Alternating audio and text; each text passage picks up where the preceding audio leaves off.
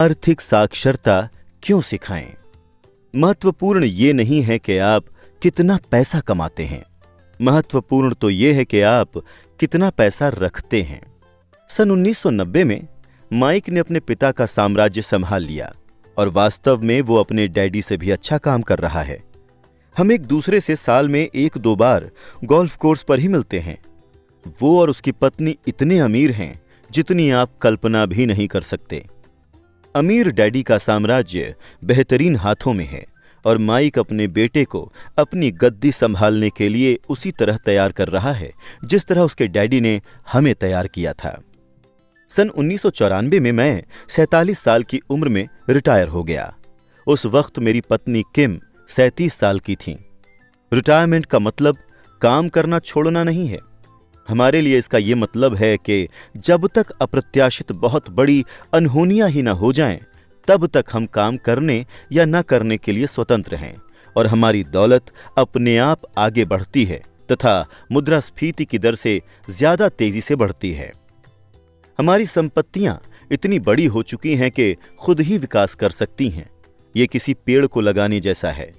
आप बरसों तक इसे पानी देते रहते हैं और फिर एक दिन इसे आपकी जरूरत नहीं रह जाती।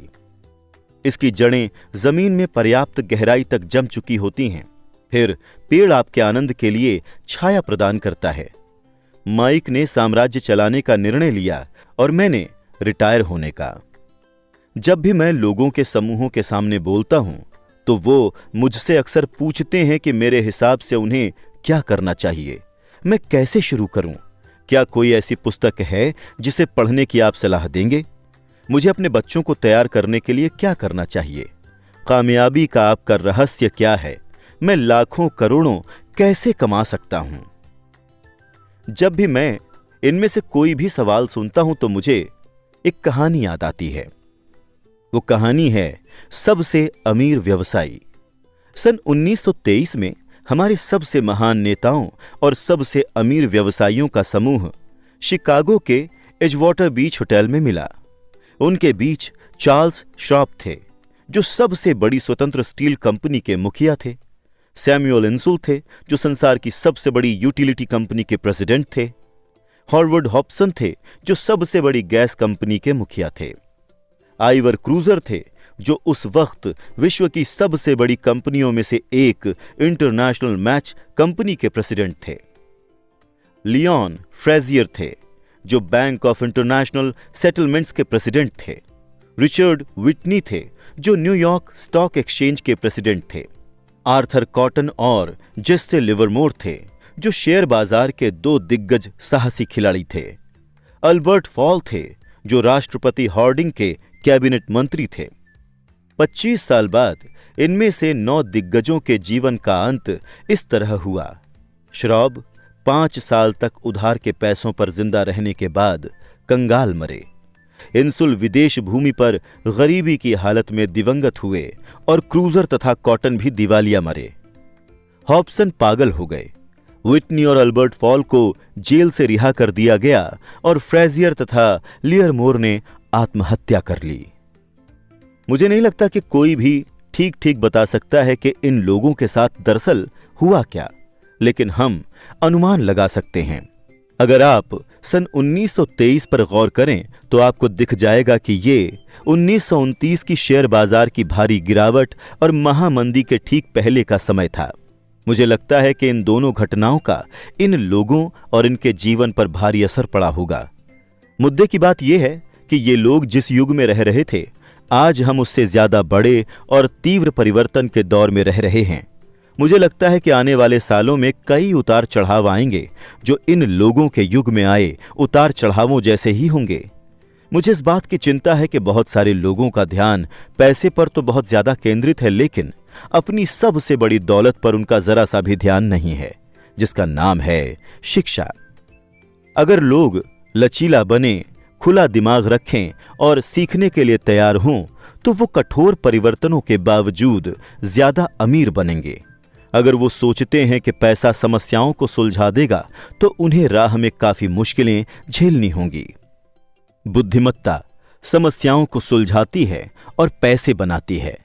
वित्तीय बुद्धि के बिना पैसा जल्दी ही चला जाता है। अधिकतर लोगों को ये एहसास ही नहीं होता कि जीवन में महत्वपूर्ण ये नहीं है कि आप कितना ज्यादा पैसा कमाते हैं। महत्वपूर्ण तो ये है कि आप कितना ज्यादा पैसा अपने पास रख पाते हैं।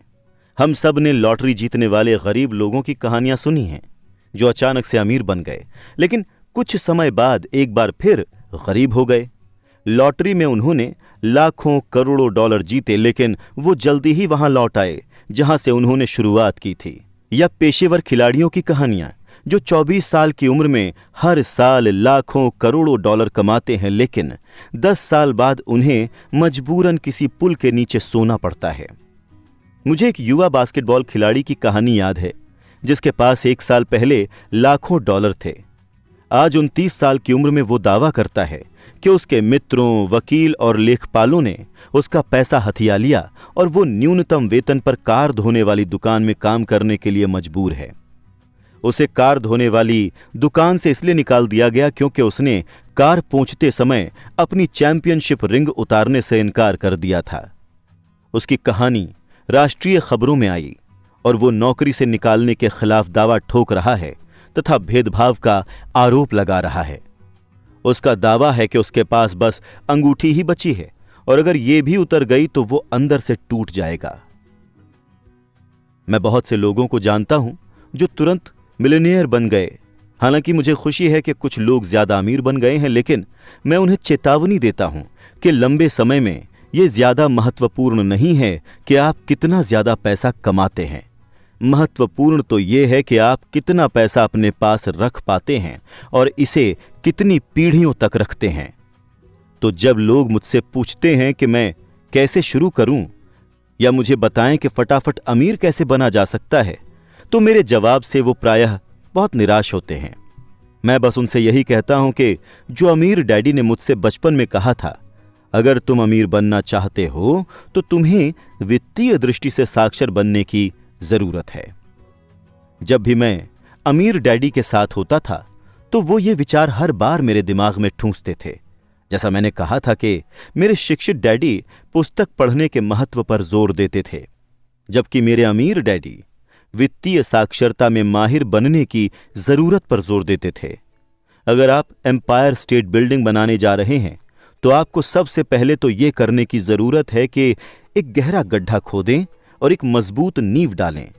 अगर आप किसी उपनगरीय इलाके में घर बनाने जा रहे हैं तो आपको बस 6 इंच का कंक्रीट का स्लैब डालने की जरूरत है। अधिकतर लोग अमीर बनने की हसरत में 6 इंच के स्लैब पर एम्पायर स्टेट बिल्डिंग खड़ी करने की कोशिश कर रहे हैं। हमारा स्कूल तंत्र कृषि युग में बना था और आज भी ये बिना नींव वाले मकानों में यकीन करता है। कच्चा फर्श अब भी फैशन में है, इसीलिए जब बच्चे स्कूल कॉलेज से बाहर निकलते हैं तो उनके पास लगभग कोई वित्तीय नींव नहीं होती है।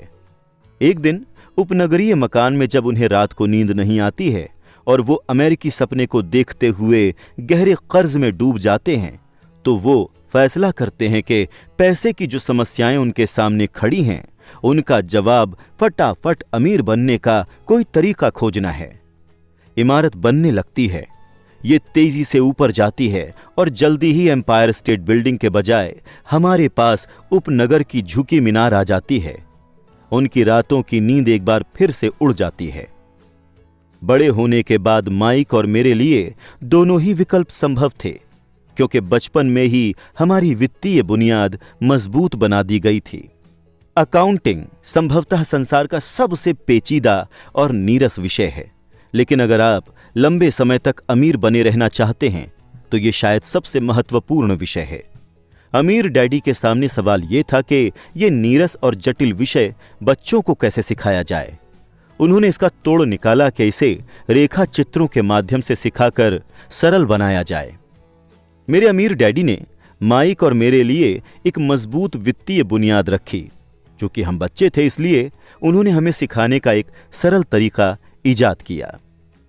अमीर लोग संपत्तियां इकट्ठी करते हैं, गरीब और मध्यम वर्गीय लोग दायित्व इकट्ठे करते हैं और उन्हें संपत्तियां मानते हैं। बरसों तक वो सिर्फ रेखा चित्र खींचते थे और शब्दों का इस्तेमाल कम करते थे। माइक और मैं सरल रेखा चित्रों की मदद से आर्थिक शब्दावली तथा पैसे के आवागमन को समझते थे। कई साल बाद अमीर डैडी ने उन रेखा चित्रों में अंक जोड़ना शुरू किया। आज माइक ज्यादा जटिल और सूक्ष्म अकाउंटिंग विश्लेषण में माहिर हो चुका है, क्योंकि उसे अपना साम्राज्य चलाने के लिए यह करना ही था। मैं उतना जटिल विश्लेषण नहीं करता, क्योंकि मेरा साम्राज्य काफी छोटा है, लेकिन हम दोनों की ही नींव एक सी है। आगे मैं आपको वही सरल रेखा चित्र बताऊंगा जो माइक के डैडी ने हमारे लिए बनाए थे। हालांकि वो बुनियादी हैं, लेकिन उन रेखा चित्रों ने 2 छोटे लड़कों का मार्गदर्शन किया, जिसकी बदौलत वो एक ठोस और गहरी नींव पर काफी दौलत बनाने में सफल रहे। नियम 1, आपको संपत्ति और दायित्व का फर्क पता होना चाहिए और हमेशा संपत्तियां ही खरीदनी चाहिए। अगर आप अमीर बनना चाहते हैं तो आपको बस इतना ही जानने की जरूरत है। ये पहला नियम है, यही इकलौता नियम है।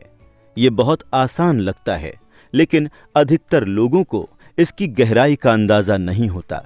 ज्यादातर लोग आर्थिक दृष्टि से संघर्ष सिर्फ इसलिए करते हैं क्योंकि वो संपत्ति और दायित्व का फर्क नहीं जानते।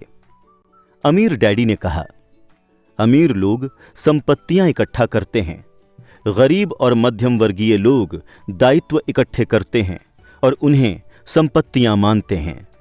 जब अमीर डैडी ने माइक और मुझे ये समझाया तो हमें लगा वो मजाक कर रहे हैं। हम 2 छोटे लड़के अमीर बनने के रहस्य को लेकर इतने हैरान परेशान थे और उनका जवाब इतना आसान था। ये इतना ज्यादा आसान था कि हमें इस बारे में सोचने के लिए बहुत समय तक ठहरना पड़ा। माइक ने पूछा, संपत्ति क्या होती है? उसके बारे में अभी चिंता मत करो, अमीर डैडी ने कहा। बस इस विचार को अपने दिमाग के अंदर घुसने दो। अगर तुम इस सरल नियम को समझ लोगे तो तुम्हारे जीवन की एक योजना होगी और तुम्हें जिंदगी भर पैसे की दिक्कत नहीं आएगी। ये बहुत आसान है, इसीलिए लोग इस विचार को अनदेखा कर देते हैं। मैंने पूछा, आपका मतलब है कि हमें बस इतना ही जानने की जरूरत है कि संपत्ति क्या है और फिर हम उसे हासिल करें और इसके बाद हम अमीर बन जाएंगे? अमीर डैडी ने अपना सर हिलाया। हां, ये उतना ही आसान है।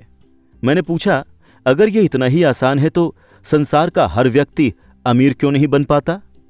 अमीर डैडी मुस्कुराए, क्योंकि लोग संपत्ति और दायित्व के बीच का फर्क नहीं जानते।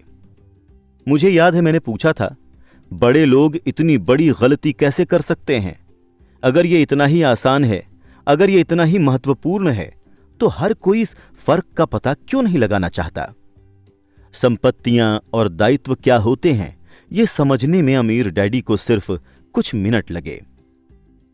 वयस्क होने के बाद मुझे ये दूसरे वयस्कों को समझाने में मुश्किल आती है। ये आसान विचार उन्हें समझ में नहीं आता, क्योंकि उन्हें अलग तरीके से शिक्षित किया गया है। उन्हें दूसरे शिक्षित पेशेवरों ने पढ़ाया है, जैसे बैंकर्स, लेखपाल, रियल एस्टेट एजेंट, वित्तीय नियोजक आदि। मुश्किल तब आती है जब इन लोगों से सीखी बातों को भूलने या दोबारा बच्चे बनने को कहा जाता है। बुद्धिमान वयस्क अक्सर महसूस करता है कि आसान परिभाषाओं पर ध्यान देना खुद को नीचे गिराना है। अमीर डैडी किस कीप इट सिंपल स्टूपिड या कीप इट सुपर सिंपल सिद्धांत में यकीन करते थे, यानी इसे आसान रखो, मूर्खतापूर्ण रखो या इसे बेहद सरल रखो। इसीलिए उन्होंने इसे हमारे लिए आसान बनाया, जिससे हमारी वित्तीय बुनियाद मजबूत हो गई। उलझन किस वजह से होती है? इतनी सरल चीज जटिल कैसे बन जाती है? कोई ऐसी संपत्ति क्यों खरीदता है जो दरअसल दायित्व है? इस सवाल का जवाब बुनियादी शिक्षा में पाया जाता है। हम वित्तीय साक्षरता पर नहीं, साक्षरता शब्द पर ध्यान केंद्रित करते हैं। कौन सी चीज संपत्ति है और कौन सी दायित्व, ये शब्दों से समझ नहीं आता है। वास्तव में अगर आप सचमुच दुविधा में पड़ना चाहते हो तो डिक्शनरी में संपत्ति और दायित्व की परिभाषा देख लें। मैं जानता हूं कि वहां दी गई परिभाषाएं किसी प्रशिक्षित लेखपाल को अच्छी लग सकती हैं, लेकिन दिक्कत यह है कि आम आदमी को उनसे ज्यादा कुछ समझ नहीं आता। लेकिन हम वयस्क लोग अक्सर ये मानने में अपनी तौहीन समझते हैं कि कोई चीज हमें समझ में नहीं आ रही है।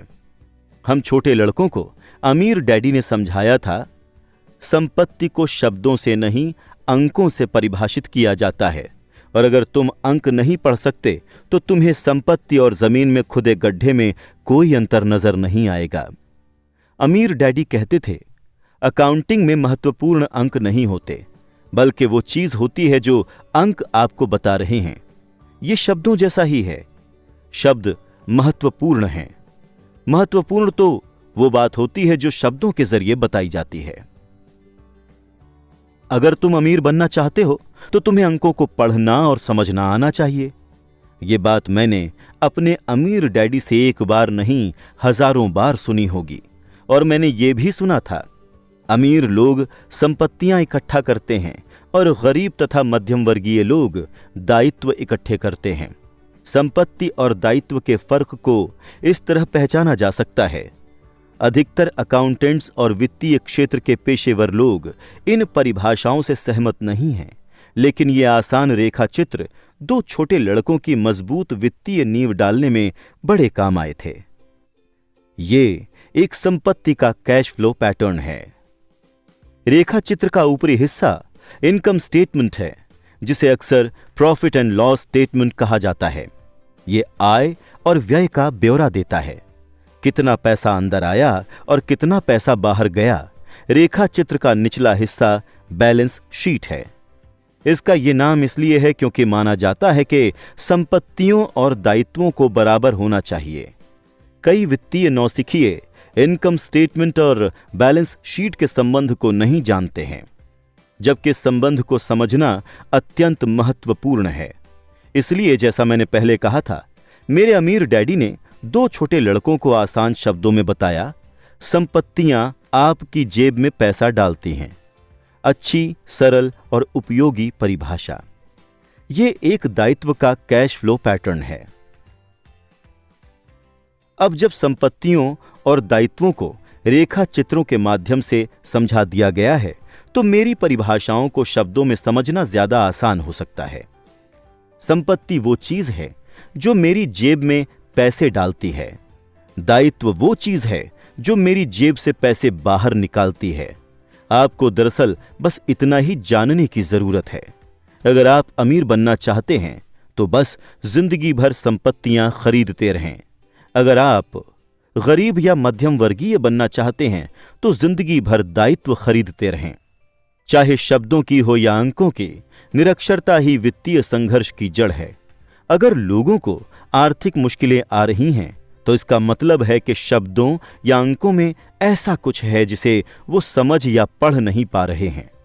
अमीर लोग इसलिए अमीर हैं क्योंकि वो इस मामले में पैसे की तंगी झेलने वाले लोगों से ज्यादा साक्षर हैं। इसीलिए अगर आप अमीर बनना चाहते हैं और अपनी दौलत को कायम रखना चाहते हैं तो वित्तीय दृष्टि से साक्षर होना महत्वपूर्ण है, शब्दों में भी और अंकों में भी। रेखा चित्रों में जो तीर लगे हैं वो नकदी के प्रवाह या कैश फ्लो की दिशा बताते हैं। सिर्फ अंकों से ही पूरी बात समझ में नहीं आती है, जिस तरह के संदर्भ के बाहर शब्दों का अर्थ गुम हो जाता है। महत्वपूर्ण तो वो कहानी है जो अंक या शब्द बता रहे हैं। किसी वित्तीय रिपोर्ट के अंकों को पढ़ना कहानी खोजने की तरह है। पैसा किस ओर जा रहा है, इस बात की कहानी। 80% परिवारों की वित्तीय कहानी ये होती है कि वो आगे बढ़ने के लिए कठोर श्रम करते हैं। बहरहाल उनकी ये कोशिश बेकार जाती है, क्योंकि वो अपना जीवन संपत्तियां खरीदने के बजाय दायित्व खरीदने में लगा देते हैं। ये एक गरीब व्यक्ति का कैश फ्लो पैटर्न है। ये मध्यम वर्ग के एक व्यक्ति का कैश फ्लो पैटर्न है। ये एक दौलतमंद आदमी का कैश फ्लो पैटर्न है। जाहिर है इन सभी रेखा चित्रों को कुछ ज्यादा ही सरल बनाया गया है। हर एक को जिंदा रहने के लिए बहुत से बाकी खर्च करने पड़ते हैं। हम सभी को रोटी, कपड़े और मकान की जरूरत होती है। ये रेखा चित्र बताते हैं कि गरीब, मध्यम वर्गीय और अमीर आदमियों के जीवन में पैसा किधर से आता है और किधर जाता है। कैश फ्लो ही ये कहानी बताता है कि कोई व्यक्ति अपने पैसे को कैसे संभालता है। मैंने ये अध्याय अमेरिका के सबसे अमीर लोगों से शुरू किया था। इसके पीछे उद्देश्य ये था कि मैं लोगों की इस आम सोच को गलत साबित करूं कि पैसा सारी समस्याओं को सुलझा देता है। इसीलिए मैं सिहर जाता हूं जब भी लोग मुझसे पूछते हैं कि फटाफट अमीर कैसे बना जाए या उन्हें कहां से शुरू करना चाहिए। मैं अक्सर सुनता हूं, मैं कर्ज में हूं, इसलिए मुझे ज्यादा पैसे कमाने हैं। लेकिन प्रायः ज्यादा पैसे से समस्या नहीं सुलझती है। वास्तव में इससे समस्या बढ़ सकती है। पैसा अक्सर हमारी दुखद इंसानी कमजोरियों व खामियों को उजागर कर देता है और हमारे ऐसे पहलुओं पर रोशनी डालता है जिनसे हम अनजान रहते हैं।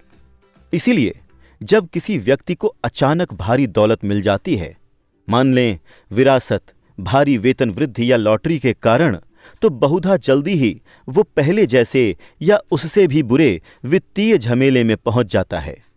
पैसा सिर्फ आपके दिमाग में चल रहे कैश फ्लो पैटर्न को ज्यादा उजागर करता है।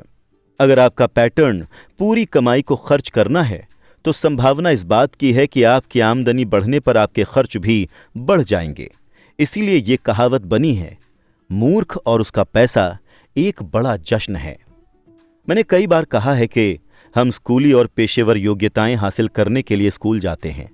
निश्चित रूप से ये दोनों ही महत्वपूर्ण हैं। अपनी पेशेवर योग्यताओं से ही हम पैसा कमाना सीखते हैं। सन 1960 के दशक में मैं हाई स्कूल में था। तब अगर कोई पढ़ने में होशियार होता था तो ये माना जाता था कि वो होनहार विद्यार्थी आगे चलकर डॉक्टर बनेगा, क्योंकि इसी पेशे में सबसे ज्यादा पैसों का वादा नजर आता था। आज डॉक्टर ऐसी वित्तीय चुनौतियों का सामना कर रहे हैं जो मैं अपने सबसे बुरे दुश्मन के लिए भी नहीं चाहूंगा। बीमा कंपनियां कारोबार को नियंत्रित कर रही हैं। स्वास्थ्य सुविधाओं का प्रबंधन, शासकीय हस्तक्षेप और अदालतों में मुआवजे के दावे। आज बच्चे मशहूर खिलाड़ी, फिल्म सितारे, रॉक स्टार्स, ब्यूटी क्वींस या सीईओ बनना चाहते हैं, क्योंकि शोहरत, पैसा और रुतबा वहीं पर है। इसी कारण आज स्कूल के बच्चों को अच्छा पढ़ने के लिए प्रेरित करना इतना मुश्किल है। वो जानते हैं कि पेशेवर सफलता का अब शैक्षणिक सफलता से कोई सीधा संबंध नहीं है जैसा कभी था। चूंकि स्कूल कॉलेज से निकलते वक्त विद्यार्थियों के पास वित्तीय योग्यताएं नहीं होती हैं, इसीलिए लाखों करोड़ों शिक्षित लोग अपने पेशे में तो सफल हो जाते हैं, लेकिन इसके बावजूद पैसों की तंगी झेलते रहते हैं। ज्यादा कड़ी मेहनत करने के बाद भी वो अपनी समस्याओं से उबर नहीं पाते। उनकी शिक्षा में कमी ये नहीं है कि उन्हें पैसा कमाना नहीं सिखाया गया, कमी तो ये है कि उन्हें पैसे का प्रबंधन करना नहीं सिखाया गया। इसे वित्तीय योग्यता कहा जाता है। पैसा कमाने के बाद उसके साथ क्या किया जाए, इसे दूसरे लोगों से कैसे सुरक्षित रखा जाए, इसे ज्यादा लंबे समय तक अपने पास कैसे रखा जाए और उस पैसे से अपने लिए कड़ी मेहनत कैसे कराई जाए, ज्यादातर लोग ये नहीं समझ पाते हैं कि उनके सामने पैसों की समस्याएं इसलिए हैं क्योंकि वो कैश फ्लो को नहीं समझते हैं। हो सकता है कि कोई व्यक्ति उच्च शिक्षित और अपने पेशे में सफल तो हो, लेकिन वित्तीय दृष्टि से निरक्षर हो। ये लोग अक्सर जरूरत से ज्यादा कड़ी मेहनत करते हैं क्योंकि उन्होंने कड़ी मेहनत करना तो सीखा है, लेकिन ये नहीं सीखा कि पैसे से अपने लिए कड़ी मेहनत कराई कैसे जाए। वित्तीय स्वप्न की खोज के वित्तीय दुःस्वप्न में बदलने की कहानी। मेहनती लोगों की आम कहानी एक तयशुदा ढर्रे पर चलती है। नवविवाहित, खुश और उच्च शिक्षित पति पत्नी किराए के एक संकरे अपार्टमेंट में रहने लगते हैं। तुरंत ही उन्हें लगने लगता है कि वो पैसे बचा रहे हैं, क्योंकि दो लोग एक अकेले व्यक्ति जितने ही खर्च में रह सकते हैं। समस्या ये है कि अपार्टमेंट छोटा है। अपने सपनों का मकान खरीदने के लिए वो पैसे बचाने का निर्णय लेते हैं ताकि उनके बच्चे हो सकें। अब उनके पास 2 आमदनियां हैं और वो अपने करियर पर ध्यान केंद्रित करते हैं। उनकी आमदनी बढ़ने लगती है। जैसे जैसे उनकी आमदनी बढ़ती है, उनके खर्च भी बढ़ जाते हैं। टैक्स ज्यादातर लोगों का सबसे बड़ा खर्च होता है। कई लोग सोचते हैं कि ये इनकम टैक्स है, लेकिन अधिकतर अमेरिकी लोगों के लिए सबसे बड़ा टैक्स होता है सामाजिक सुरक्षा टैक्स। कर्मचारी को लगता है कि सामाजिक सुरक्षा टैक्स और मेडिकेयर टैक्स कुल मिलाकर लगभग 7.5% होता है, लेकिन वास्तव में ये 15% होता है, क्योंकि आपके नियोक्ता को भी सामाजिक सुरक्षा टैक्स में अपना हिस्सा मिलाना होता है। सारांश ये है कि ये वो पैसा है जो नियोक्ता आपको नहीं दे सकता। इससे भी बढ़कर आपके वेतन में से जो सामाजिक सुरक्षा टैक्स का पैसा काटा गया है और जो पैसा आपको मिलने से पहले ही सीधे सामाजिक सुरक्षा टैक्स में चला गया, उस पर भी आपको इनकम टैक्स देना होगा। युवा पति पत्नी की ओर लौटते हैं।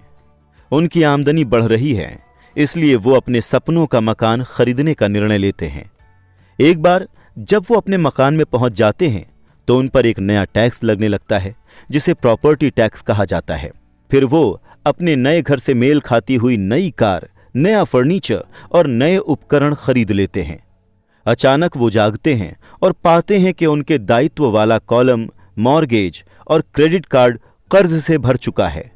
उनके दायित्व बहुत बढ़ गए हैं। अब वो चूहा दौड़ में फंस चुके हैं। बहुत जल्दी ही एक बच्चा हो जाता है और वो पहले से ज्यादा कड़ी मेहनत करने लगते हैं। ये प्रक्रिया खुद को दोहराती है। ज्यादा ऊंची आमदनी की वजह से ज्यादा ऊंचे टैक्स लगते हैं, जिसे सबसे ऊंचा टैक्स दर में पहुंचना भी कहा जाता है। तभी उन्हें डाक में एक क्रेडिट कार्ड मिलता है। वो उसका इस्तेमाल करते हैं। उस पर वो जितना कर्ज ले सकते हैं उतना ले लेते हैं। कुछ समय बाद एक लोन कंपनी फोन करके कहती है कि उनकी सबसे बड़ी संपत्ति यानी उनके मकान का मूल्य बढ़ गया है। चूंकि उनकी कर्ज लेने की पात्रता बहुत अच्छी है, इसलिए कंपनी उनके सामने एकीकृत ऋण का प्रस्ताव रखती है और उन्हें बताती है कि समझदारी इसी में है कि वो ऊंचे ब्याज वाले उपभोक्ता ऋण से पीछा छुड़ा लें और अपने क्रेडिट कार्ड का कर्ज चुका दें। इसके अलावा वो मकान के कर्ज पर जो ब्याज देंगे उस पर उन्हें टैक्स में छूट मिलेगी। वो मान जाते हैं और ऊंची ब्याज दरों वाले क्रेडिट कार्ड्स का भुगतान कर देते हैं। अब वो राहत की सांस लेते हैं। उन्होंने क्रेडिट कार्ड का हिसाब साफ कर दिया है। उन्होंने अब अपने उपभोक्ता ऋण को होम मॉर्गेज में बदल लिया है। उनकी किस्तें कम हो जाती हैं क्योंकि वो अपने कर्ज की अवधि को बढ़ाकर 30 साल कर लेते हैं। यही चतुराई भरा तरीका है। उनका पड़ोसी उन्हें खरीदारी पर चलने के लिए आमंत्रित करता है। मेमोरियल डे की सेल लगी हुई है।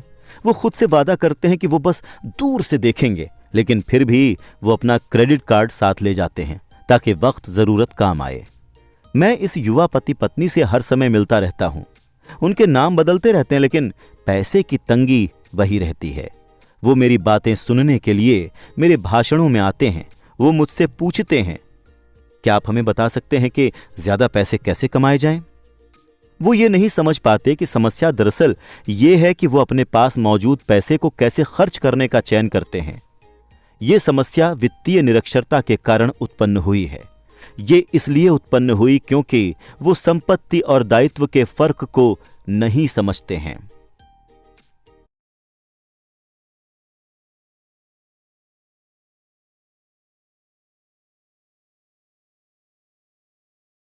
समझ पाते कि समस्या दरअसल ये है कि वो अपने पास मौजूद पैसे को कैसे खर्च करने का चयन करते हैं। ये समस्या वित्तीय निरक्षरता के कारण उत्पन्न हुई है। ये इसलिए उत्पन्न हुई क्योंकि वो संपत्ति और दायित्व के फर्क को नहीं समझते हैं। मेरा मानना है कि ज्यादा पैसे से किसी की आर्थिक समस्याएं शायद ही कभी सुलझती हैं। समस्याएं तो समझदारी से सुलझती हैं। मेरा मित्र कर्ज में फंसे लोगों से बार बार एक ही बात कहता है, अगर तुम्हें लगता है कि तुमने खोद खोद कर खुद को गड्ढे में फंसा लिया है तो खोदना बंद कर दो।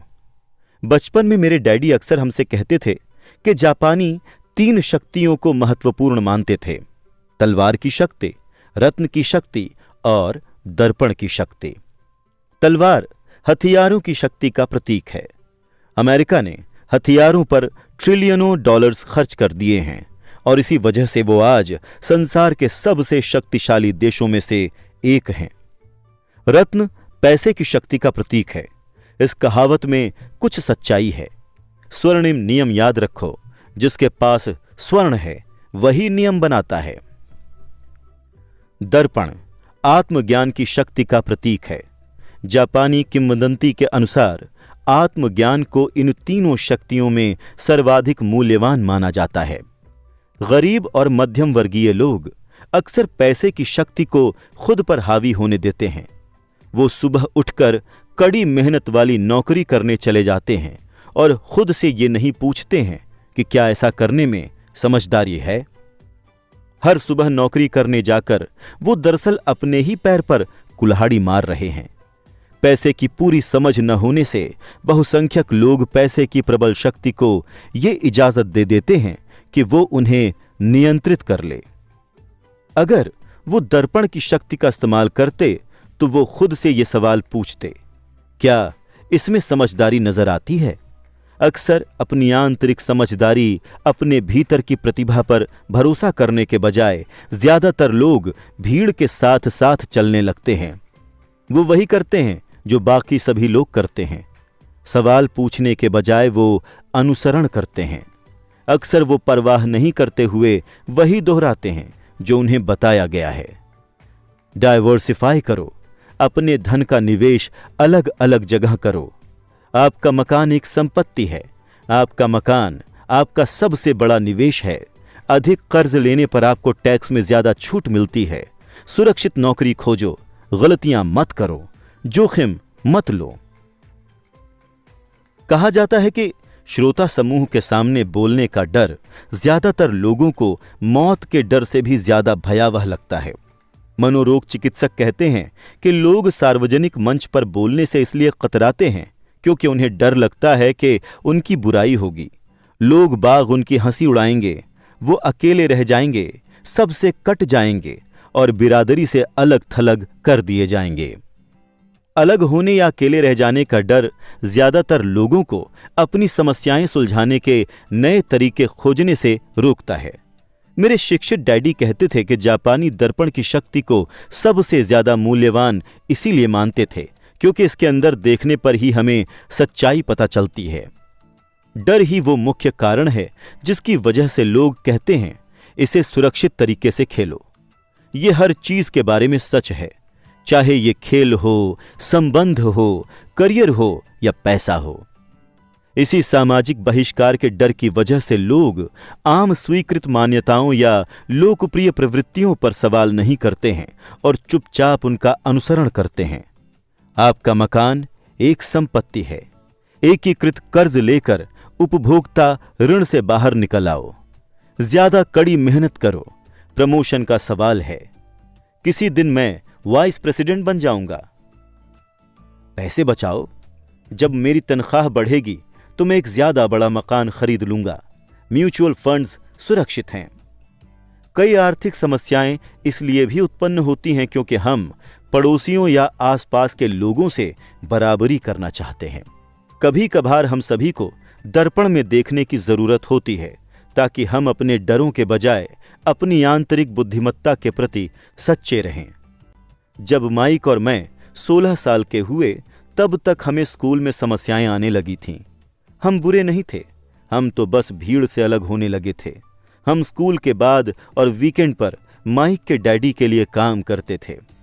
माइक और मैं अक्सर काम के बाद उसके डैडी के साथ एक टेबल पर घंटों बैठा करते थे, जहां वो अपने बैंकर्स, वकीलों, अकाउंटेंट्स, ब्रोकर्स, निवेशकों, मैनेजर्स और कर्मचारियों के साथ मीटिंग करते थे।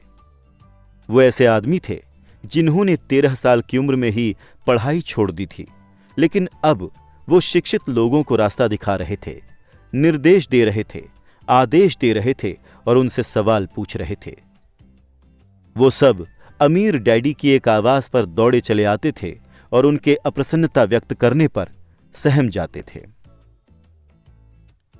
वो एक ऐसे आदमी थे जो कभी भीड़ के साथ नहीं चले। वो एक ऐसे आदमी थे जिन्होंने खुद के दम पर सोचा और वो इन शब्दों से चिढ़ जाते थे, हमें इसे इस तरह इसलिए करना है क्योंकि सभी लोग इसे इसी तरह करते हैं। वो नहीं कर सकता शब्दों से भी नफरत करते थे। अगर आप उनसे कोई काम कराना चाहते थे तो बस इतना कहना ही काफी था, मुझे लगता है कि आप ये नहीं कर सकते। माइक और मैंने उनकी मीटिंग्स में बैठकर जितना कुछ सीखा उतना हमने स्कूल के सारे बरसों में कभी नहीं सीखा, कॉलेज में भी नहीं। माइक के डैडी के पास किताबी ज्ञान नहीं था, लेकिन वो वित्तीय रूप से शिक्षित थे और इस कारण सफल भी थे। उन्होंने हमसे बार बार कहा, एक बुद्धिमान व्यक्ति अपने से ज्यादा बुद्धिमान लोगों को नौकरी पर रख लेता है। इसीलिए माइक और मुझे बुद्धिमान लोगों की बातें घंटों तक सुनने और सीखने का लाभ मिला। लेकिन इसकी वजह से माइक और मैं उस प्रचलित सामाजिक मान्यता के साथ नहीं चल पाए जो हमारे शिक्षक सिखाते थे। इस कारण कई समस्याएं खड़ी हो गईं। जब भी टीचर कहते थे, अगर तुम्हें अच्छे ग्रेड नहीं मिलते हैं तो तुम बाहर की दुनिया में अच्छा प्रदर्शन नहीं कर सकते, तो माइक और मैं बस अपनी भौहें चढ़ा लेते थे। जब हमें घिसे पिटे ढर्रे का अनुसरण करने और नियमों का अक्षरशः पालन करने को कहा जाता था, तो हम देख सकते थे कि स्कूल किस तरह रचनात्मकता को हतोत्साहित करता है। हम अमीर डैडी की इस बात का मतलब समझने लगे थे कि स्कूल इस तरह बनाए गए हैं ताकि अच्छे मालिक नहीं, अच्छे कर्मचारी तैयार हो सकें। कभी कभार माइक या मैं टीचर से पूछते थे कि हम जो पढ़ रहे हैं उसकी असली जिंदगी में क्या उपयोगिता है, या हमें धन और उसकी कार्यशैली के बारे में क्यों नहीं पढ़ाया जाता है। बाद वाले सवाल का हमें प्रायः ये जवाब मिलता था कि पैसा महत्वपूर्ण नहीं है, और अगर हम अच्छी तरह पढ़ाई करेंगे तो पैसा अपने आप मिलने लगेगा। पैसे की शक्ति के बारे में हम जितना ज्यादा जानने जाते थे, हम अपने शिक्षकों और सहपाठियों से उतने ही दूर होते जाते थे। मेरे उच्च शिक्षित डैडी ने कभी मेरे ग्रेड्स पर नाराजगी व्यक्त नहीं की, लेकिन हमारे बीच पैसों के बारे में वाद विवाद होने लगे। जब मैं 16 साल का हुआ तब तक शायद मेरी वित्तीय बुनियाद मेरे मम्मी डैडी से कहीं बेहतर हो गई थी। मैं बही खाते बना सकता था और टैक्स अकाउंटेंट्स, कंपनी के वकीलों, बैंकर्स, रियल एस्टेट ब्रोकर्स, निवेशकों आदि की बातें सुनता था। इसके विपरीत मेरे डैडी दूसरे शिक्षकों से बात करते थे। एक दिन मेरे डैडी ने मुझे बताया कि हमारा मकान उनकी सबसे बड़ी संपत्ति था। इस बात से एक अप्रिय बहस छिड़ गई जब मैंने उन्हें दिखाया कि मेरे हिसाब से मकान अच्छा निवेश क्यों नहीं था। जो रेखाचित्र आपने देखा वो अपने अपने मकान के बारे में मेरे अमीर डैडी और गरीब डैडी के बीच की अलग अलग अनुभूतियों को दर्शाता है। एक डैडी सोचते थे कि उनका मकान संपत्ति है, जबकि दूसरे डैडी सोचते थे कि यह दायित्व है। मुझे याद है कि मैंने एक रेखा चित्र बनाकर अपने डैडी को कैश फ्लो की दिशा दिखाने की कोशिश की थी। मैंने उन्हें यह भी बताया था कि मकान मालिक बनने के साथ ही मकान से जुड़े दीगर खर्च भी बढ़ जाते हैं। ज्यादा बड़े मकान का अर्थ था ज्यादा बड़े खर्च, और इसका मतलब यह था कैश फ्लो व्यय वाले कॉलम से होकर बाहर चला जाता था। आज भी लोग मेरे इस कथन को चुनौती देते हैं कि मकान संपत्ति नहीं है। मैं जानता हूं कि खुद का मकान कई लोगों का सपना होता है और उनका सबसे बड़ा निवेश भी, और अपने मकान का मालिक बनना कुछ नहीं से बेहतर है। मैं तो बस इस लोकप्रिय मान्यता को देखने का एक वैकल्पिक तरीका सुझाना चाहता हूं। अगर मेरी पत्नी और मैं एक ज्यादा बड़ा, ज्यादा शानदार मकान खरीदते हैं तो हम जानते हैं कि यह संपत्ति नहीं होगा, ये एक दायित्व होगा, क्योंकि ये हमारी जेब से पैसा निकालेगा। तो यहां वो तर्क है जो मैं देता हूं। वास्तव में मुझे उम्मीद नहीं है कि ज्यादातर लोग इससे सहमत होंगे, क्योंकि आपका मकान एक भावनात्मक चीज है, और जब पैसे की बात आती है तो ज्यादा भावनाएं रहने पर वित्तीय बुद्धि प्रायः कम हो जाती है। मैं अपने खुद के तजुर्बे से जानता हूं कि पैसा हर निर्णय को भावनात्मक बना देता है। जब मकानों की बात आती है तो अधिकतर लोग उस मकान का कर्ज उतारने के लिए मेहनत करने में अपनी पूरी जिंदगी लगा देते हैं, जिसके वो कभी पूरे मालिक नहीं होते। दूसरे शब्दों में, ज्यादातर लोग हर कुछ सालों में एक नया मकान खरीद लेते हैं और हर बार पुराने कर्ज को चुकाने के लिए 30 साल का नया कर्ज लेते हैं। हालांकि मॉर्गेज के ब्याज पर लोगों को टैक्स में छूट मिलती है, लेकिन वो अपने दीगर खर्चों के लिए टैक्स के बाद मिले डॉलर्स का उपयोग करते हैं, मॉर्गेज का भुगतान करने के बाद भी। जब मेरे सास ससुर के मकान का प्रॉपर्टी टैक्स बढ़कर $1000 प्रति माह हो गया तो उन्हें सदमा लगा। ये तब की बात थी जब वो रिटायर हो चुके थे, इसीलिए इस वृद्धि से उनका रिटायरमेंट बजट गड़बड़ा गया और उन्हें मजबूरन मकान बदलना पड़ा। मकानों की कीमत हमेशा नहीं बढ़ती है। मेरे कुछ मित्र हैं जिन पर मकान के लिए $10 लाख का कर्ज है, जो आज इससे कम में बिकेगा। सबसे बड़ा नुकसान है चूके हुए मौके। अगर आपका सारा पैसा आपके मकान में फंसा हुआ है तो आप ज्यादा कड़ी मेहनत करते हैं, क्योंकि आपका पैसा संपत्ति वाले कॉलम में बढ़ने के बजाय व्यय वाले कॉलम से बाहर निकलता रहता है। आम मध्यम वर्गीय कैश फ्लो पैटर्न। अगर कोई युवा पति पत्नी अपने संपत्ति वाले कॉलम में जल्दी ही ज्यादा पैसा डाल दें तो उनके बाद के वर्ष आसानी से गुजरेंगे। उनकी संपत्तियां बढ़ जाएंगी और आमदनी बढ़ने में मदद करेंगी। इससे संपत्तियां खर्च के भुगतान में मदद देने के लिए उपलब्ध रहेंगी। संक्षेप में, निवेश पोर्टफोलियो शुरू करने के बजाय एक बहुत महंगे मकान का मालिक बनने का निर्णय किसी व्यक्ति पर आगे बताए गए कम से कम 3 तरीकों से असर पड़ता है। पहला, समय की क्षति, जिस दौरान दूसरी संपत्तियों का मूल्य बढ़ सकता था। दूसरा, अतिरिक्त पूंजी की क्षति, जिसका दोबारा निवेश किया जा सकता था, जबकि मकान खरीदने के बाद आपको उससे सीधे जुड़े बहुत से खर्च उठाने पड़ते हैं। तीसरा, शिक्षा की क्षति। अक्सर लोग अपने मकान, बचत और रिटायरमेंट योजनाओं को ही अपनी संपत्तियों वाले कॉलम में रखते हैं। चूंकि उनके पास निवेश करने के लिए पैसा नहीं होता, इसीलिए वो निवेश करते ही नहीं हैं। इस वजह से उन्हें निवेश का अनुभव कभी नहीं मिल पाता। अधिकतर लोग कभी वो नहीं बन पाते जिसे निवेश जगत प्रबुद्ध निवेशक कहता है, और सबसे अच्छे निवेश आमतौर पर पहले प्रबुद्ध निवेशकों को बेचे जाते हैं, जो बाद में उन्हें सुरक्षात्मक खेल खेलने वाले लोगों को बेचते हैं। मैं ये नहीं कह रहा हूं कि मकान न खरीदें। मैं तो ये कह रहा हूं कि आपको संपत्ति और दायित्वों का फर्क समझ लेना चाहिए। जब मेरे मन में ज्यादा बड़े मकान की इच्छा होती है तो मैं पहले संपत्तियां खरीदता हूं, ताकि वो उस मकान के भुगतान के लिए कैश फ्लो उत्पन्न कर दें। मेरे शिक्षित डैडी का व्यक्तिगत फाइनेंशियल स्टेटमेंट चूहा दौड़ में फंसे आदमी का सबसे अच्छा उदाहरण है। उनके खर्च उनकी आमदनी के बराबर थे, जिस वजह से उनके पास इतनी बचत नहीं रहती थी कि वो संपत्तियों में उसका निवेश करें। इसके फलस्वरूप उनके दायित्व उनकी संपत्तियों से ज्यादा बड़े रहते थे। आगे बाईं तरफ जो रेखा चित्र दिया गया है वो मेरे गरीब डैडी का इनकम स्टेटमेंट है। ये रेखा चित्र 1000 शब्दों के बराबर है। ये दिखाता है कि उनकी आय और व्यय समान है, जबकि उनके दायित्व उनकी संपत्तियों से ज्यादा बड़े हैं।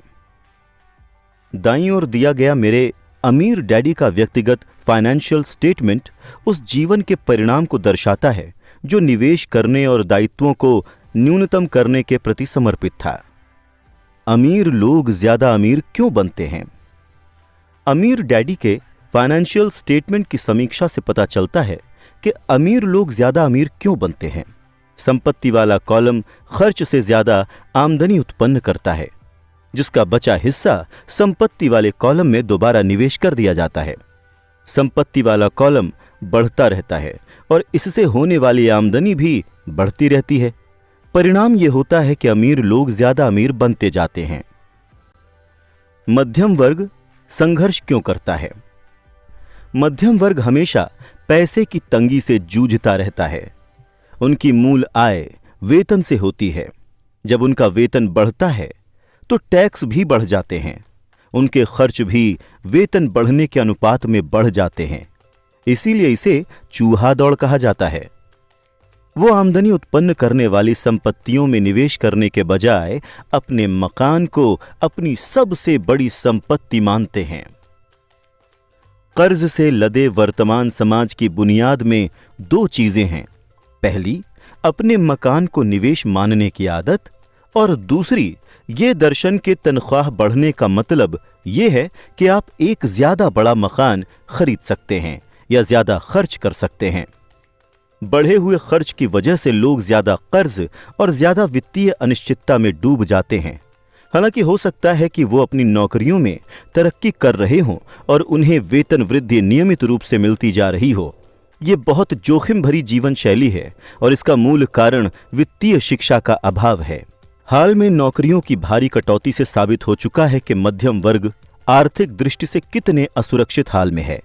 कंपनियां पारंपरिक पेंशन योजनाओं की जगह पर 401 के योजनाएं ला रही हैं।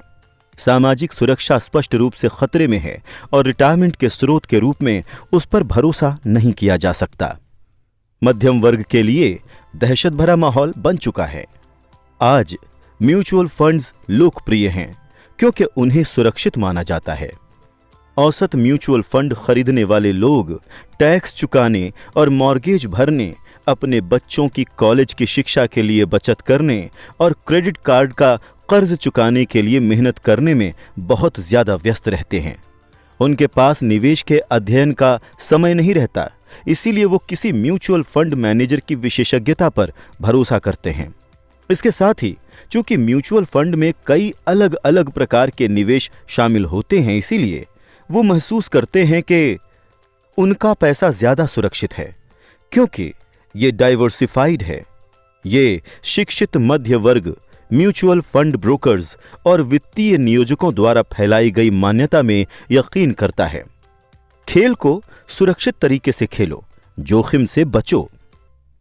असली विडंबना यह है कि शुरुआती वित्तीय शिक्षा की कमी से ही वो जोखिम उत्पन्न होता है जिसका सामना औसत मध्यम वर्गीय लोग करते हैं।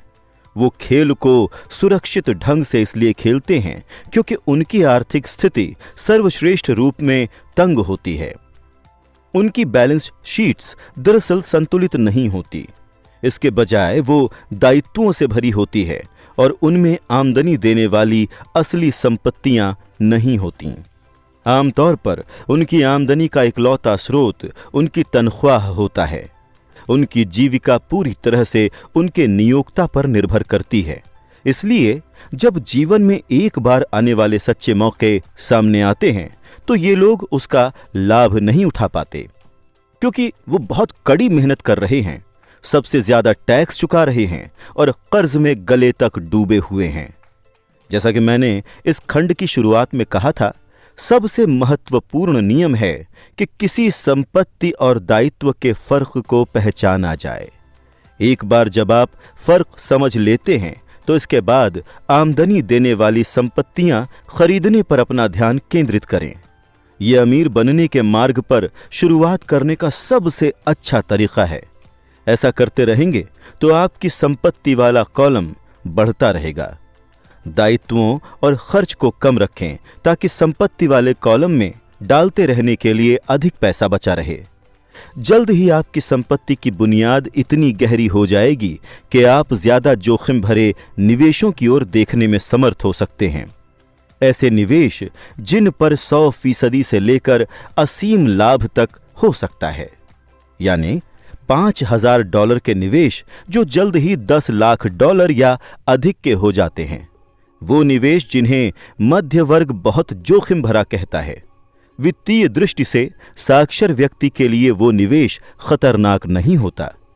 अगर आप वही करते हैं जो ज्यादातर लोग करते हैं तो आपको आगे बताया गया रेखाचित्र मिलेगा। एक कर्मचारी के रूप में जो एक मकान का मालिक भी है, आपके कामकाजी प्रयास आमतौर पर इस तरह होते हैं। पहला, आप कंपनी के लिए काम करते हैं। कर्मचारी खुद को नहीं, अपनी कंपनी के मालिक या शेयर होल्डरों को अमीर बनाते हैं।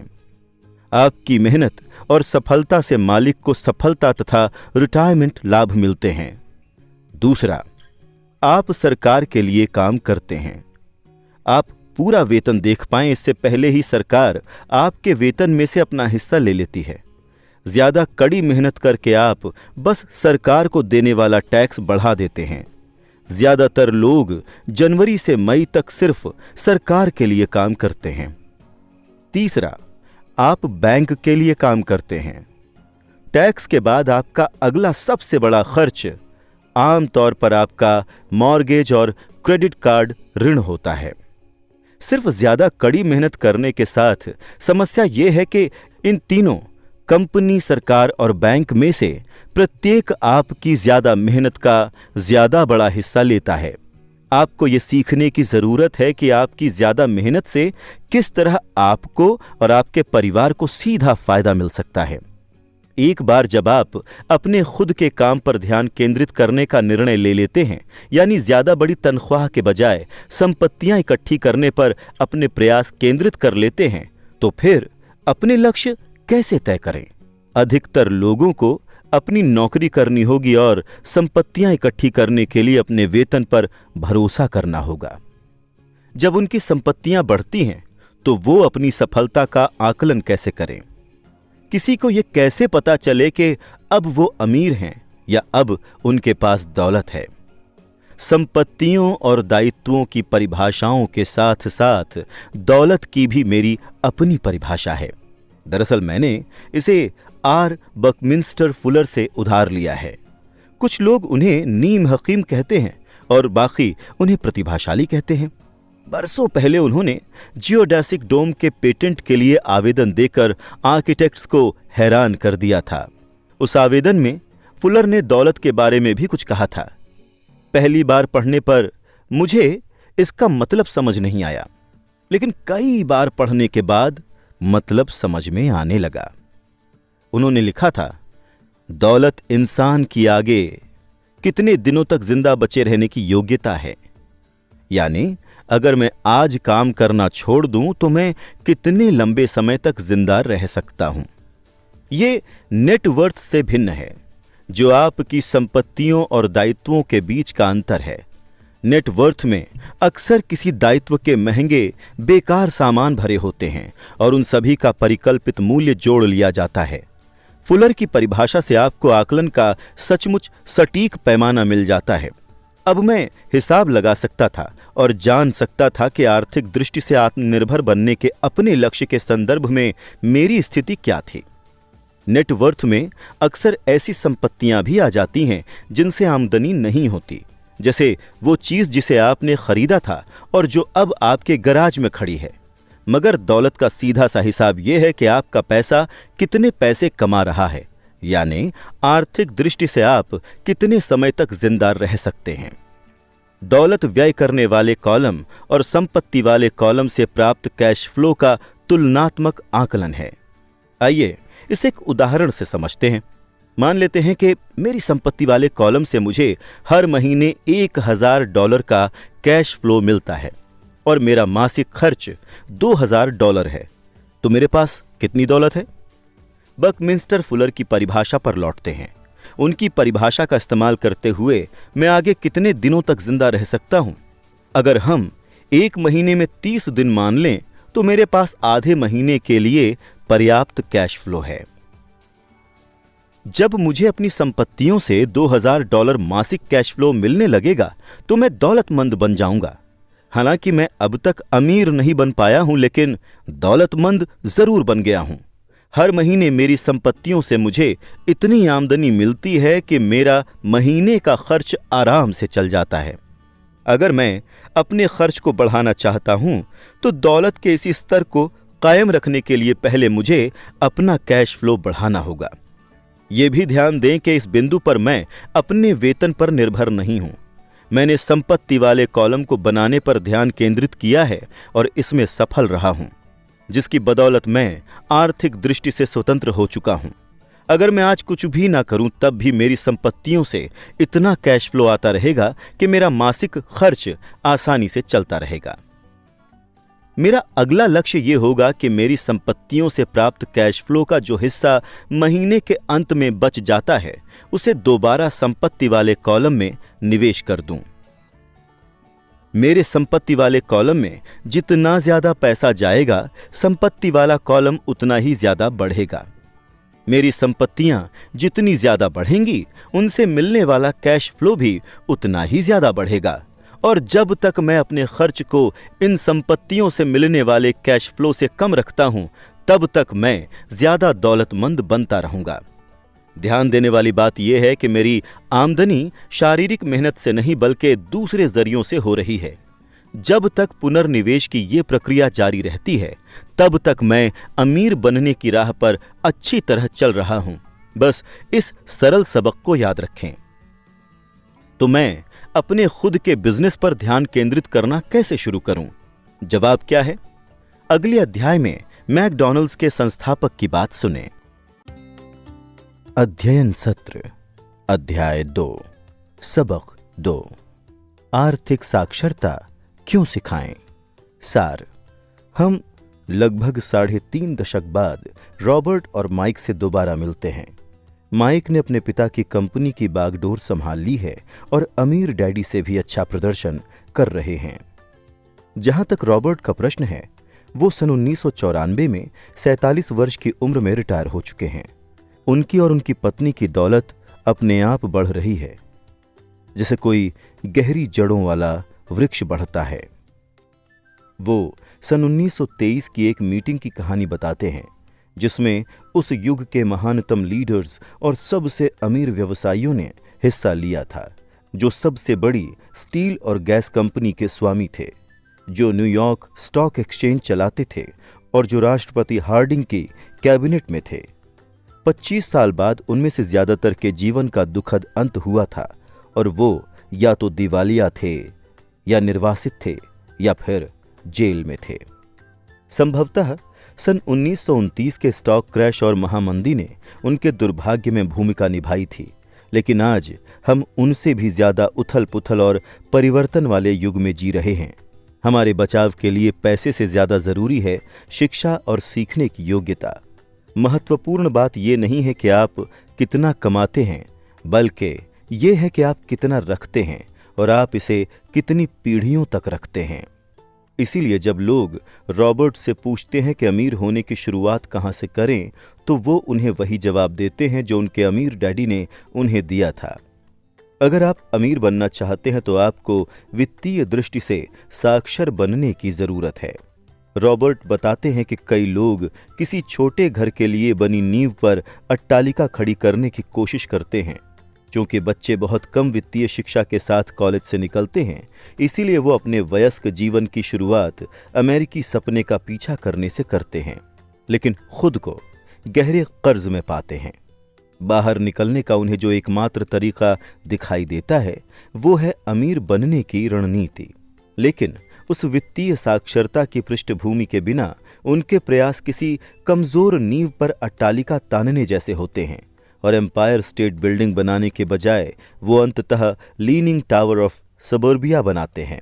रॉबर्ट और उनके बचपन के मित्र माइक को उनके अमीर डैडी की शिक्षा की बदौलत एक मजबूत बुनियाद मिली थी जो अट्टालिका बनाने लायक थी। अकाउंटिंग का विषय नीरस और दुविधापूर्ण है और वित्तीय सफलता के लिए बेहद अनिवार्य है। अमीर डैडी ने दोनों लड़कों को इसे सिखाते समय सरलता के लिए केवल चित्रों का इस्तेमाल किया। बाद में जाकर उन्होंने मुख्य अवधारणाओं का मार्गदर्शन देने के लिए संख्याएं जोड़ना शुरू किया। रॉबर्ट कहते हैं कि पहला नियम यह है कि आपको संपत्ति और दायित्व के बीच का फर्क पता होना चाहिए और सिर्फ संपत्तियां खरीदना चाहिए। आपको बस इतना ही जानने की जरूरत है। लेकिन इसके इतने सरल होने के बावजूद ये एक ऐसी चीज है जिसे कई लोग नहीं समझ पाते हैं। जब अमीर डैडी ने शुरू में इसे 2 किशोर लड़कों को समझाया तो उन्होंने सोचा कि वो मजाक कर रहे हैं। वयस्क ये बात कैसे नहीं समझते हैं? क्या हर व्यक्ति अमीर नहीं बनना चाहता? समस्या ये है कि बैंकरों, वित्तीय नियोजकों और दूसरों ने ज्यादातर लोगों को अलग तरीके से शिक्षित किया है। इसीलिए उन्हें अपने दिमाग में पहले से भरे विचारों को भूलना होगा। कुछ लोग तो इतने बुनियादी पहलू पर लौटने को अपनी प्रतिष्ठा के खिलाफ मानते हैं। संपत्ति और दायित्व की सच्ची परिभाषाएं शब्दों में नहीं बल्कि अंकों में निहित हैं। लोगों की मदद के लिए रॉबर्ट वैसे ही रेखा चित्रों का इस्तेमाल करते हैं जैसे रेखा चित्रों का इस्तेमाल अमीर डैडी ने उनकी मदद करने के लिए किया था। ये संपत्ति का कैश फ्लो पैटर्न है। रेखा चित्र का ऊपरी हिस्सा इनकम स्टेटमेंट है, जिसे प्रायः प्रॉफिट एंड लॉस स्टेटमेंट कहा जाता है। ये आय और व्यय को बताता है, पैसा अंदर और पैसा बाहर। रेखा चित्र का निचला हिस्सा बैलेंस शीट है। बैलेंस इसलिए क्योंकि इसमें संपत्तियों को दायित्वों के साथ संतुलित किया जाता है। संपत्तियां आपकी आमदनी बढ़ाती हैं, वो आपकी जेब में पैसा लाती हैं। ये दायित्व का कैश फ्लो पैटर्न है। संपत्तियां आपकी आमदनी बढ़ाती हैं, वो आपकी जेब में पैसा लाती हैं। ये दायित्व का कैश फ्लो पैटर्न है। दायित्व आपकी जेब से पैसा बाहर निकालता है।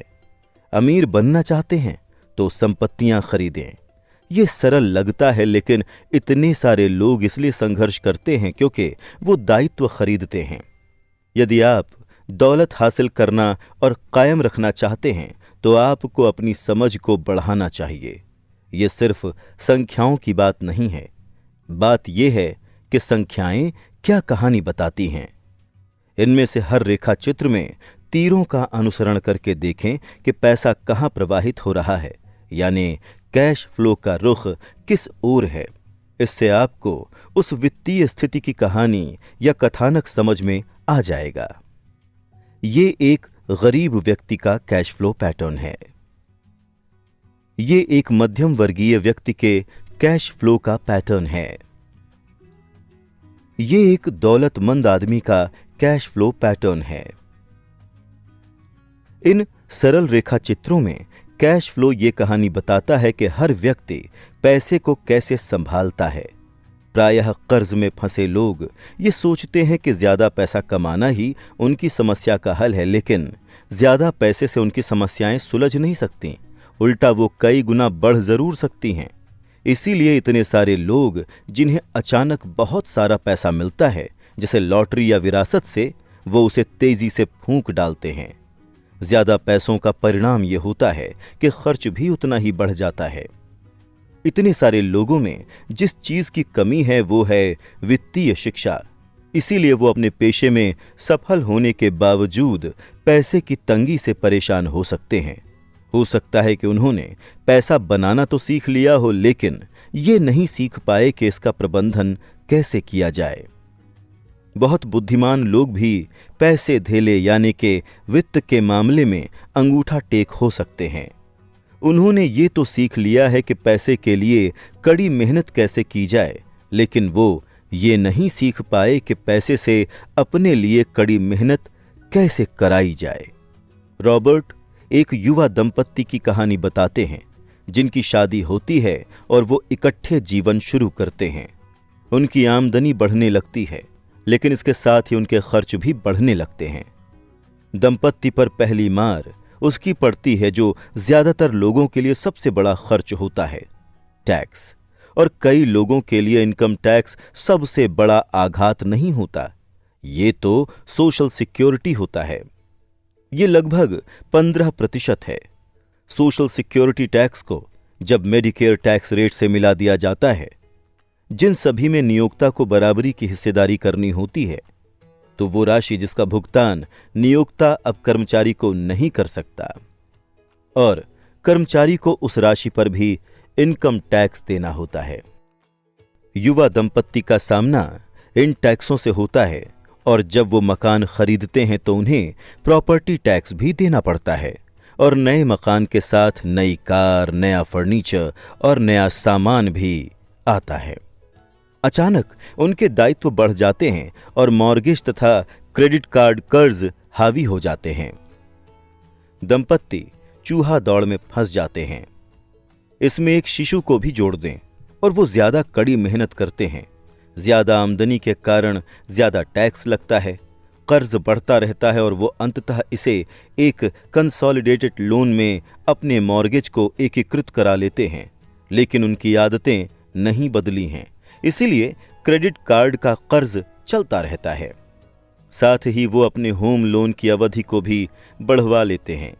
इस दंपत्ति के लिए और उन जैसे इतने सारे लोगों की सच्ची समस्या क्या है? सिर्फ ये कि वो ये नहीं जानते कि वो अपने पास के पैसे का प्रबंधन कैसे करें। इसका कारण ये है कि वो वित्तीय रूप से निरक्षर हैं और संपत्ति तथा दायित्व के सच्चे फर्क को समझते नहीं हैं। इतने सारे लोग ये प्रश्न करने का समय ही नहीं निकालते हैं कि क्या किसी चीज में समझदारी है। वो तो बस भीड़ का अनुसरण करते जाते हैं। अक्सर वो बिना सोचे समझे यही बात दोहरा देते हैं जो उन्हें बताई गई है। डाइवर्सिफाई। आपका घर एक संपत्ति है। आपको ज्यादा कर्ज लेने के लिए टैक्स में छूट मिलती है। कोई सुरक्षित नौकरी खोजो, गलतियां मत करो, जोखिम मत लो। रॉबर्ट और माइक ने अमीर डैडी के साथ मीटिंग में बैठकर बहुत सारा समय गुजारा था। अमीर डैडी जिन बुद्धिमान लोगों से खुद को घेरे रहते थे, उनसे उन लड़कों ने भी बहुत कुछ सीखा था। इसका परिणाम यह हुआ कि उन्होंने उनके स्कूल में सिखाए जाने वाले मानक रूढ़ियों पर प्रश्न करना सीखा। इससे समस्या उत्पन्न होने लगी और वो अपने शिक्षकों से दूर होने लगे। रॉबर्ट पैसे के मामले में अपने असली डैडी से असहमत होने लगे, खास तौर पर उनके गरीब डैडी के इस दृष्टिकोण से कि उनका घर उनका सबसे बड़ा निवेश था। इसके विपरीत अमीर डैडी अपने घर को निवेश नहीं, दायित्व मानते थे। कई लोग अब भी ये विश्वास करते हैं कि उनका मकान संपत्ति है, लेकिन रॉबर्ट सिखाते हैं कि घर दायित्व है, क्योंकि ये पैसा आपकी जेब से बाहर निकालता है। केवल टैक्स और व्यय के कारण ही नहीं, बल्कि मूल्य कम होने तथा अवसर चूकने के कारण भी, क्योंकि आपका सारा पैसा आपके घर में बंध जाता है। इसीलिए आप किसी दूसरी जगह उसका निवेश नहीं कर पाते और इस वजह से आप निवेश अनुभव की शिक्षा से वंचित रह जाते हैं। इसका यह मतलब नहीं है कि आप कभी ज्यादा बड़ा मकान नहीं खरीद सकते, लेकिन पहले उन संपत्तियों को खरीदें जो मकान का भुगतान करने के लिए कैश फ्लो दें। जब संपत्तियां इतनी बढ़ जाती हैं कि वो व्यय से ज्यादा आय देने लगती हैं, तो बचे हुए पैसे का निवेश संपत्तियों में दोबारा कर दिया जाता है। इससे बैलेंस शीट का संपत्ति वाला कॉलम बढ़ता है, जिससे ज्यादा आमदनी उत्पन्न होती है। परिणाम यह होता है कि जो अमीर लोग संपत्तियों और दायित्वों के फर्क को समझ लेते हैं, वो ज्यादा अमीर बन जाते हैं। मध्यम वर्ग चूहा दौड़ में अटका रहता है, क्योंकि वो आमदनी उत्पन्न करने वाली संपत्तियों में निवेश करने के बजाय अपने घर को संपत्ति मानता रहता है। वो इसलिए भी अटका रहता है क्योंकि उसका वेतन ही उसकी आय का मुख्य स्रोत होता है, और जब उसकी आय बढ़ती है तो उसके टैक्स भी बढ़ जाते हैं। कई लोग म्यूचुअल फंड्स में निवेश करते हैं, अपने खाते संभालने के लिए मैनेजर को पैसे देते हैं, क्योंकि उनके पास ये करने के लिए समय या विशेषज्ञता नहीं होती। वो महसूस करते हैं कि म्यूचुअल फंड खेल को सुरक्षित तरीके से खेल रहा है, और उन्हें इसलिए सुरक्षित खेलना है क्योंकि उनकी बैलेंस शीट संतुलित नहीं है। वो अवसरों का लाभ इसलिए नहीं ले सकते क्योंकि उन्होंने अधिकतम कर्ज ले रखा है और पैसा केवल वेतन के जरिए उनकी जेब में आ रहा है। अमीर बनना चाहते हैं? अपने प्रयास आय उत्पन्न करने वाली संपत्तियां खरीदने पर केंद्रित कर लें। जब आप सचमुच समझ लें कि संपत्ति क्या है, दायित्वों और व्ययों को कम रखें, आप अपनी संपत्ति वाले कॉलम को ज्यादा गहरा कर लेंगे। आपको कैसे पता चलेगा कि आप कब दौलतमंद बन गए? रॉबर्ट आर बकमिंस्टर फुलर की परिभाषा का इस्तेमाल करते हैं।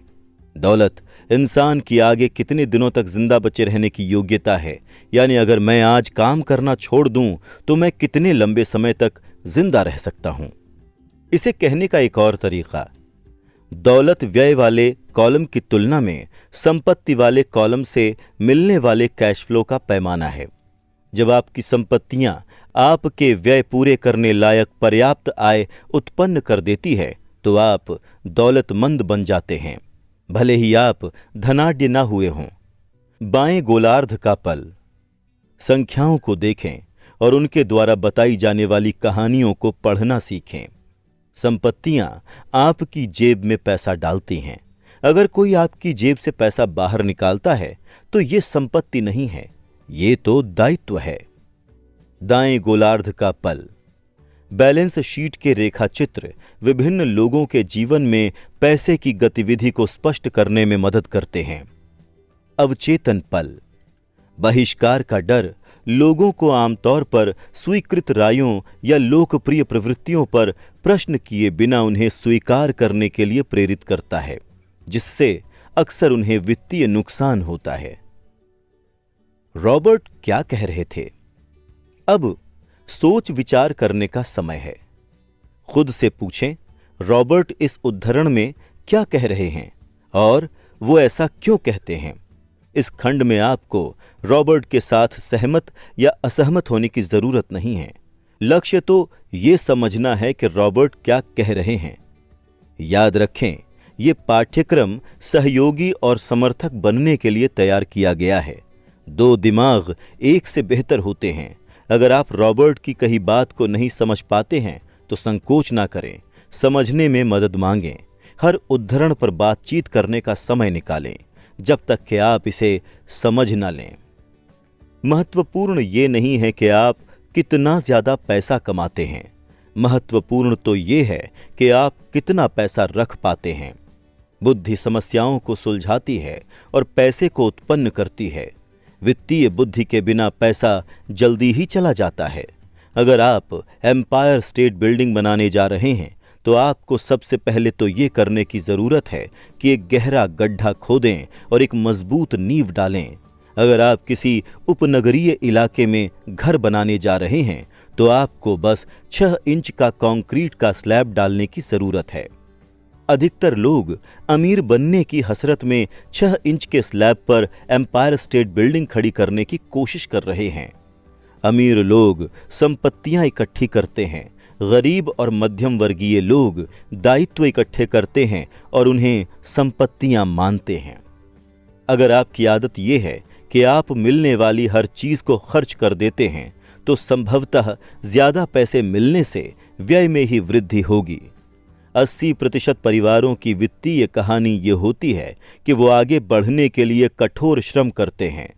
बहरहाल उनकी ये कोशिश बेकार जाती है क्योंकि वो अपना जीवन संपत्तियां खरीदने के बजाय दायित्व खरीदने में लगा देते हैं। पैसे को पूरी तरह ना समझने की वजह से बहुसंख्यक लोग इसकी भारी शक्ति को खुद पर हावी होने की अनुमति देते हैं। अतिरिक्त प्रश्न। अब इस अध्याय में रॉबर्ट की कही बातों की समझ के साथ इसमें बताई कहानियों को खुद पर और अपने जीवन पर लागू करने का समय है। खुद से ये प्रश्न पूछें और अपने अध्ययन साझेदार के साथ उन पर विचार विमर्श करें। खुद के साथ और अपने साझेदार के साथ ईमानदार बनें। आप जो जवाब दे रहे हैं, अगर उनमें से कुछ आपको पसंद नहीं आते हैं तो खुद से पूछें कि क्या आप बदलने के लिए तैयार हैं। अपने विचारों तथा मानसिकता को बदलने की चुनौती को स्वीकार करें। आपकी वित्तीय शिक्षा कब शुरू हुई? क्या ये इस पुस्तक से हुई या किसी दूसरे स्रोत से? जब आपने रॉबर्ट की संपत्तियों और दायित्वों की परिभाषा पहली बार पढ़ी तो आपकी प्रतिक्रिया क्या थी? जब उन्होंने कहा कि मकान एक संपत्ति नहीं है तो आपकी प्रतिक्रिया क्या थी? क्या आपने अपने मकान को संपत्ति माना था? जब उन्होंने अपने तर्क को पूरी तरह स्पष्ट किया तो क्या आपकी धारणा बदल गई? कौन सी कैश फ्लो स्थिति आपके जीवन जैसी सबसे ज्यादा है? आपके मकान के अलावा क्या कोई ऐसी चीज है जिसे आपने संपत्ति माना था लेकिन जिसने बाद में खुद को दायित्व के रूप में उजागर किया? क्या आप इस कथन से सहमत हैं? ज्यादातर लोगों की शिक्षा में जिस चीज की कमी है वो ये नहीं है कि पैसे कैसे बनाएं, बल्कि ये है कि पैसे का प्रबंधन कैसे करें। क्यों या क्यों नहीं? अमीर डैडी ने लड़कों से कहा था कि अकाउंटिंग में संख्याएं महत्वपूर्ण नहीं होती, बल्कि उनके द्वारा बताई जाने वाली कहानी महत्वपूर्ण होती है। आपके जीवन में संख्याएं कौन सी कहानी बताती हैं?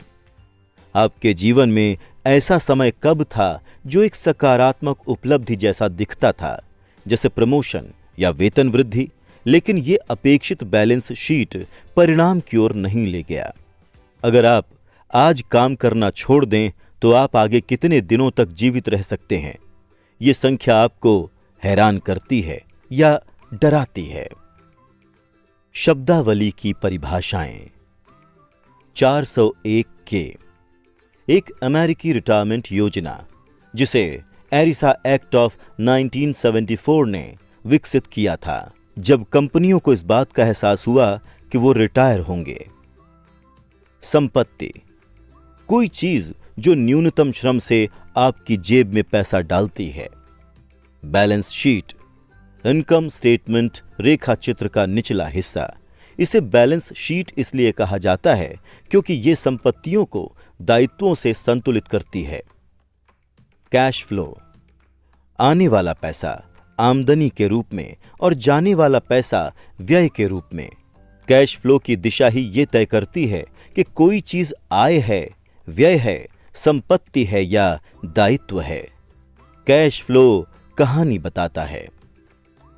वित्तीय योग्यता, एक बार जब आप पैसा बना लें तो आप इस पैसे का क्या करें, लोगों से इसे खुद छीनने से कैसे रोकें, इसे ज्यादा लंबे समय तक कैसे रखें और उस पैसे से अपने लिए कड़ी मेहनत कैसे कराएं। स्वर्णिम नियम, जिसके पास सोना होता है वही नियम बनाता है। आय, वो पैसा जो किसी व्यक्ति या व्यवसाय की सामान्य कारोबारी गतिविधियों के फलस्वरूप मिलता है। इनकम स्टेटमेंट या प्रॉफिट एंड लॉस स्टेटमेंट, ये आय और व्यय को मापता है, पैसा अंदर और पैसा बाहर। दायित्व, कोई चीज जो पैसा आपकी जेब से बाहर निकालती है।